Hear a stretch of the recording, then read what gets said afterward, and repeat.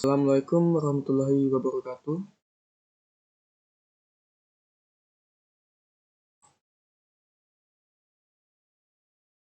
Perkenalkan, nama saya Muhammad Ilham Maulana dari kelas MIF 4B dengan NIM 32021020041.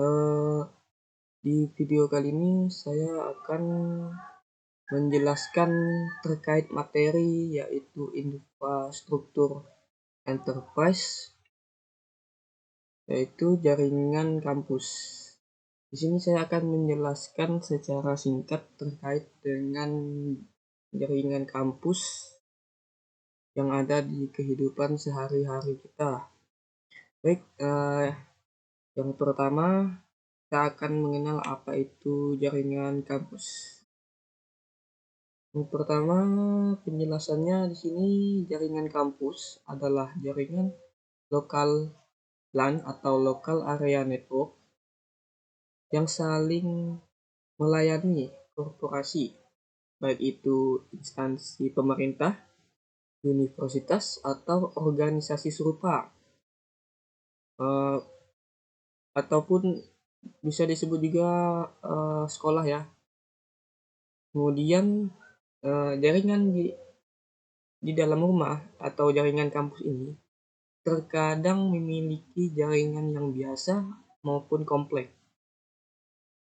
Ini jaringan yang di rumah ya. Jaringan kampus biasa hanya melayani layanan internet saja. Layanan internet yang dimaksud di sini berupa hanya menyediakan data internet untuk penggunanya, tidak tanpa menggunakan layanan lain seperti komunikasi atau paket telepon maupun STB yang dari pihak Telkom. Sedangkan jaringan kampus yang kompleks ini melayani lebih banyak perangkat atau dirancang secara khusus untuk kehidupan cerdas yang kita alami sekarang, yang dapat terhubung ke sistem network attached storage atau NAS. Di sini maksud dari melayani lebih banyak perangkat secara banyak, maksudnya dia melayani seperti layanan IoT yang dimana memiliki paket selain layanan internet seperti layanan TV atau biasa disebut dengan langganan internet STB dan lain sebagainya yang disimpan di dalam NAS, sehingga data-data yang bisa kita ambil di situ aman tanpa ada terkendala sedikit pun. Selanjutnya, di dalam jaringan kampus atau jaringan rumah, dia terhubung secara eksternal ke jaringan MAN atau Metropolitan Area Network, dan MAN ini memiliki 3 lapisan, yaitu yang pertama inti, kedua agregasi, dan terakhir yaitu lapisan akses. Selanjutnya, penjelasan dari 3 lapisan ini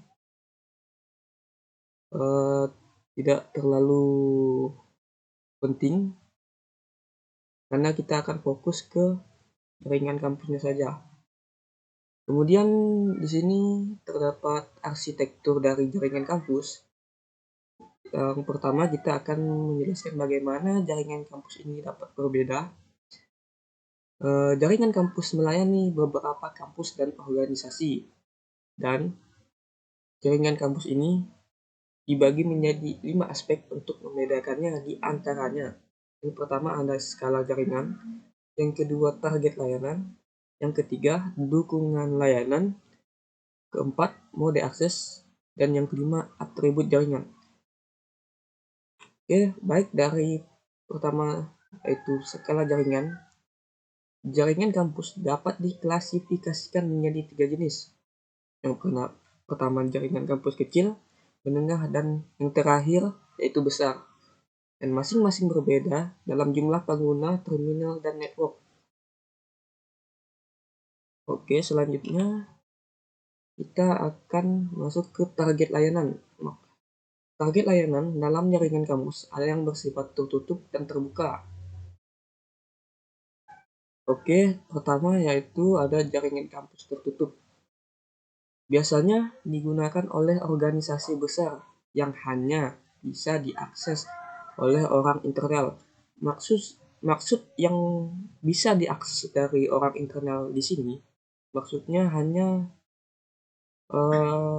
pegawai atau karyawan yang bekerja di sebuah instansi atau perusahaan atau organisasi yang dimana hanya mereka yang dapat mengakses sebuah jaringan internal dikarenakan dari segi keamanan dan dapat diatur sebagaimana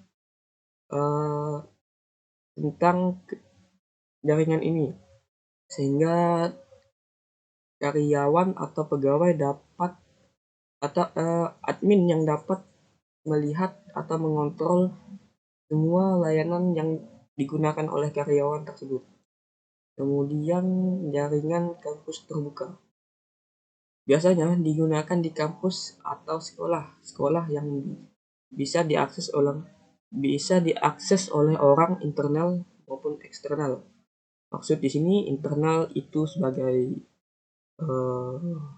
staf maupun guru atau dosen, sedangkan eksternal di sini yaitu mahasiswa atau orang-orang yang berada di luar yang dapat mengakses jaringan tersebut. Tetapi jaringan kampus terbuka ini terkadang berisiko rentan terkena serangan dari pihak yang tidak bertanggung jawab, baik itu jaringan ini disadap atau terkena virus. Itu di luar tanggung jawab dari jaringan kampus terbuka ini, baik dari pihak sekolah maupun organisasi yang menyediakan layanan gratis terkait dengan jaringan ini. Selanjutnya, dukungan layanan. Dukungan layanan yang digunakan oleh jaringan kampus kecil dan besar itu memiliki dua, yaitu jaringan kampus kecil yang hanya menyediakan layanan data saja. Kemudian jaringan kampus besar menyediakan layanan seperti manajemen refighting, pengawasan video, manajemen kendaraan, dan kontrol konsumsi energi. Oke, selanjutnya terdapat mode akses dalam jaringan mode akses di sini dalam jaringan kampus memiliki dua mode, yaitu kabel atau wired, kemudian nirkabel atau wireless. Sebagian besar jaringan pada saat ini itu menggunakan gabungan antara kabel dan nirkabel ini yang biasa disebut dengan hybrid, yang dimana gabungan antar ini dapat membuat sebuah layanan menjadi lebih efisien dan lebih cepat. Selanjutnya, atribut jaringan. Jaringan kampus harus memiliki atribut industri yang bertujuan untuk mengembangkan solusi jaringan kampus dan membangun infrastruktur jaringan yang efisien. Oke, selanjutnya kita akan masuk ke dalam terdiri dari apa jaringan kampus. Terdiri dari apa jaringan kampus? Maksudnya lapisan-lapisan yang membangun sebuah jaringan kampus. Di sini memiliki 5 susunan yang dibuat oleh model terpadu yang terdiri dari yang pertama jaringan data kampus, kemudian akses, kemudian platform, keamanan. Selanjutnya ada platform aplikasi layanan, dan terakhir itu platform manajemen jaringan. Oke, perbedaan jaringan kampus masa lalu dan masa sekarang. Jaringan kampus masa lalu biasanya itu terbatas dan terpusat pada satu ruang komputer atau laboratorium.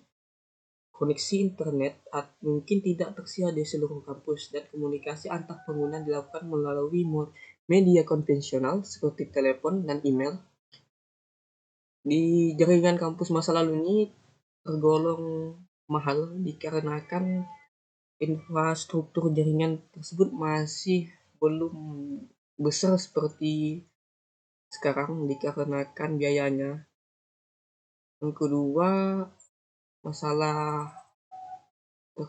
dulu tidak ada namanya, masih menggunakan kabelan, tidak menggunakan seperti sekarang yaitu fiber optik.